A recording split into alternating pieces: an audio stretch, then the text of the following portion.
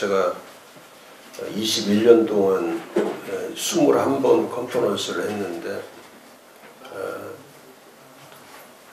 참 어젯밤에도 제가 그런 생각을 많이 했지만 이번에 내가 너무 많은 실수를 했구나. 9월달에 빨리 결정을 해서 그냥 이 추국에서 한 1차, 2차, 3차, 4차 이렇게 해서 한 7, 80명씩 모아가지고 10월 첫 주나 둘째 주, 셋째 주 이렇게 해서 했으면은 가장 많이도 모일 거고 가장 좋게 이렇게 할 수 있었는데 다른 걸 자꾸 의지하다 보니까 그 타이밍을 놓쳐버린 거죠. 그리고 결국 11월 30일도 그야말로 엉망진창이 돼버렸고 그래서 내년부터는 정말 제가 그런 마음을 많이 갖습니다. 1월 달부터 어떻게 하면 우리 연구소도 마찬가지고 새로운 방향으로 가지 않으면 이제 더 이상 목사님들 사역을 이루어 간다는 것은 이제 거의 불가능하다 이제 이런 생각을 하기 때문에 그리고 연구소 이렇게 모임 갖는 것도 내년도에는 제가 생각할 때 코로나가 지금보다 훨씬 더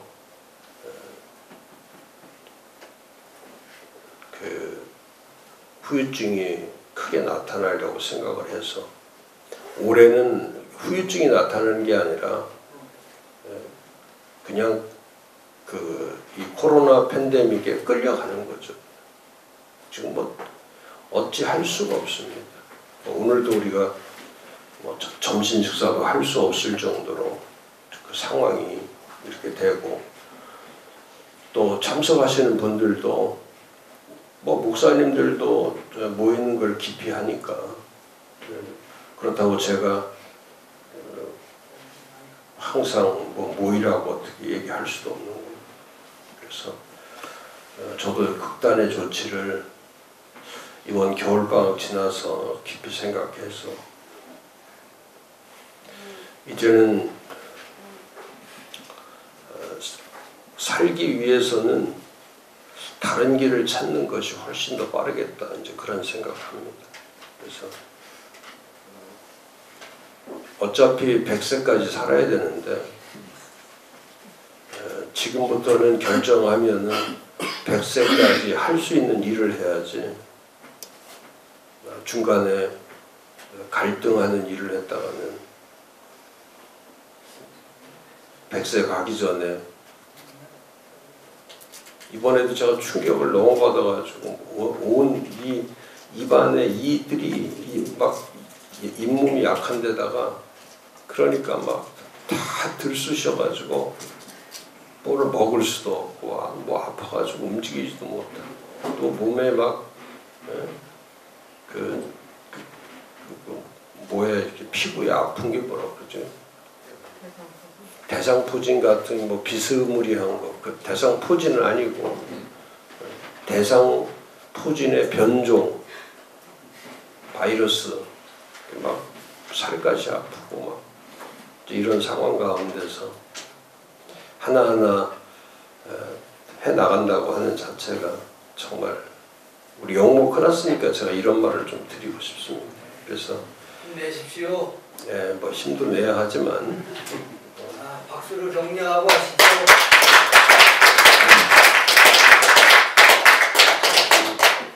그래서 정말 안타까운 모습으로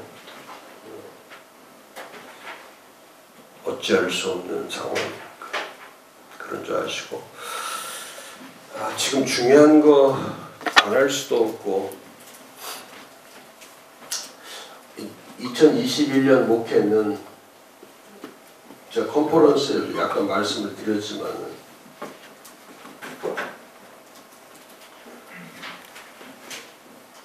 비상목회로 갈 수밖에 없죠. 비상목회. 비상목회를 할 수밖에 없는 이유는 뭐냐면 지금 모든 것들이 비정상이기 때문에 정상인 게 없죠. 나라도 마찬가지고 경제도 마찬가지고 교회도 마찬가지고 가정도 마찬가지고 또 예배도 그렇고 뭐 모임도 그렇고 전부 다 이렇게 비정상일 때는 비정상이기 때문에 비정상일 때 이게 왜 이러는지 모르겠다. 비정상입니다. 이게 비정상이네.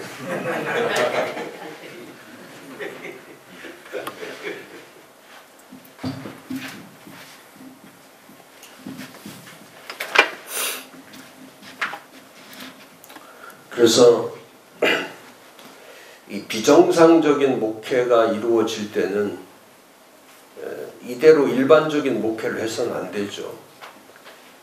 이게 비상 목회를 한다는 것은 조금 전에 제가 말씀드린 것처럼 생존과 관계가 되기 때문에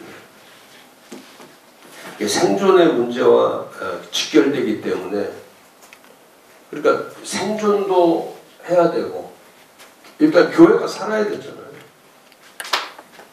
교회가 살아야 되고 성도들이 교회를 와야 되잖아요. 또 예배가 드려져야 되는 거고 또 목회를 해야 되잖아요. 이제 12월입니다. 12월이면은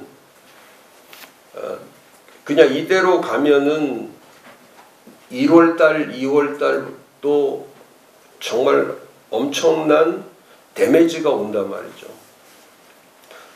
작년에 우리가 이미 공부했잖아요. 송구영신 예배 때, 작년 송구영신 예배 때 저도 그랬고 한국교회도 그랬고 누구도 2020년에 이런 코로나 팬데믹이 올 거라고는 송구영신 예배 때 어떤 교회도 준비하지 않았단 말이죠.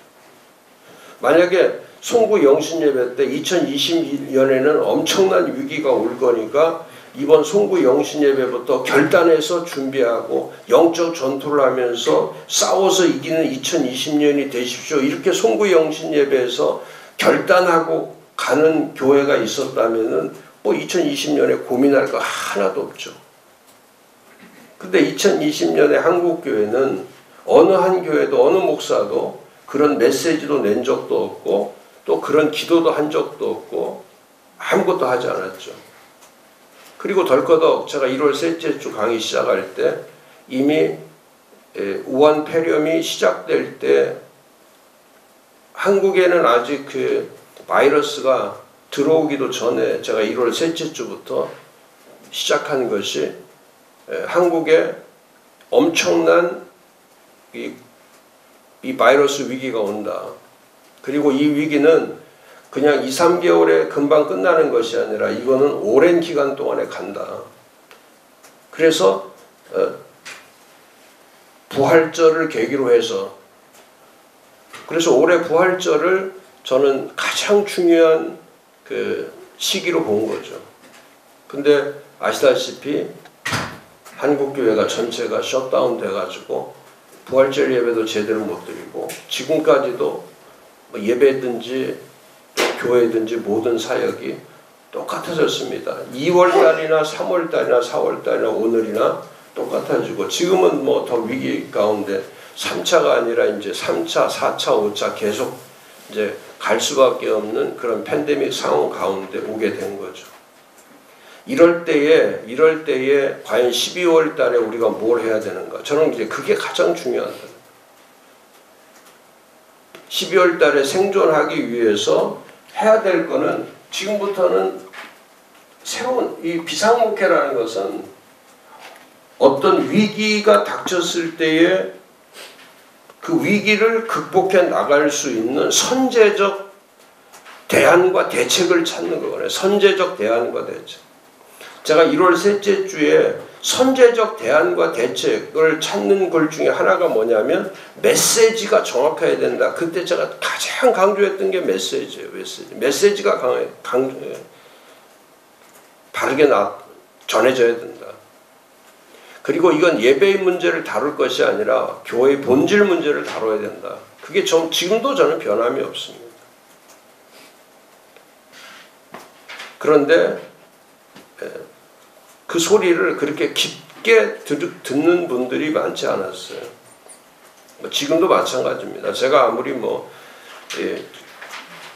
올해 가기 전에 어쨌든 간에 컨퍼런스를 해야 된다. 2021년의 목회에 대해서 누군가는 한 번은 말해줘야 된다. 아무도 하지 않지 않습니까? 아무도. 한국에 그 엄청난 목사들이 있고 엄청난 기관들이 있어도 교단들이 있어도 진짜 그 목회를 어떻게 해야 되고 교회를 어떻게 세워야 되는 이런 본질적인 걸 다루기 위해서 진지하게 컨퍼런스를 하고 그런 매뉴얼을 만들어내고 또 그런 목회적인 그 어젠다를 전략을 지금부터는 전략적이어야 되고 전투적이어야 되고 전사적이어야 된다. 제가 강조하는 건 전략적이어야 돼요. 그냥 목회를 잘한다 이건 의미가 없습니다.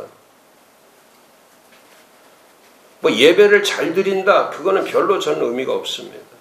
전략적이라는 것은 뭐냐면 교회도 전략적이어야 되고 예배도 전략적이어야 되고 기도도 전략적이어야 되고 이제는 매 주일마다 전략을 세워서 가지 않으면은 그 다음에 전투를 할 수가 없는 거죠. 지금은 전투 시대가 온 거예요. 이 종교 전투, 신앙 전투, 영적 전투 시기가 온 거란 말이죠.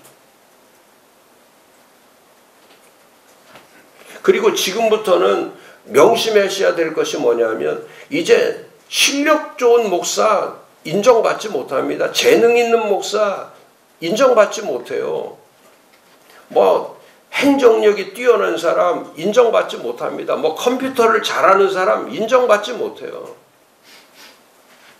지금은 어떤 목사를 원하느냐면 정말 진정성을 가진 목사, 진정성을 가진. 제가 한 번도 마이크에서 사람 이름을 얘기한 적이 없는데 제가 사람 이름 한번 얘기하면은 이번에 윤석열 씨를 보면서 제가 가장 크게 충격을 받은 게 뭐냐면 그분은 한 번도 자기 입으로 대통령 돼보겠다고 한 적이 없어요. 한 번도 그 말 해보지 않았어요. 근데 지금 여론조사를 하면은 1위가 윤석열로 나오는 거예요. 계속해서 1위가 윤석열로.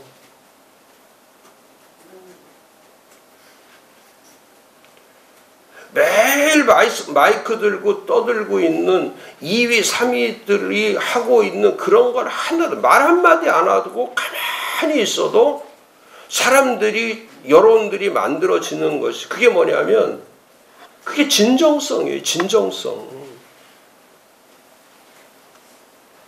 떠든다고 만들어지는 게 아니라 지금은 소리 지른다고 되는 것도 아니고 지금 교회에서 성도들이 원하는 목사가 누구겠습니까? 하나님이 원하는 목사가 누구겠습니까? 진정성을 가진 거예요. 진정성을 가진 진짜 교회다운 교회를 세우고 목사다운 목사가 되고 그리스도인다운 그리스도인이 되는 거 이런 진정성을 가진 분들이 이제는 존경받고 그들이 리더십을 발휘하는 그런 시대가 찾아온 거예요. 진정성의 시대가. 그동안은 기교적이고 신미적이고 웅변술이 강하고 그런 사람들이 주 그룹을 이루던 시대가 있었는데 지금은 코로나 팬데믹을 보면서 사람들이 오랜 기간 팬데믹이 이어지면서 사람들이 지금 추구하는 것은 뭐냐면 진정한 교회, 진정한 목사, 진정한 리더가 누구냐? 그걸 지금 찾는 거예요.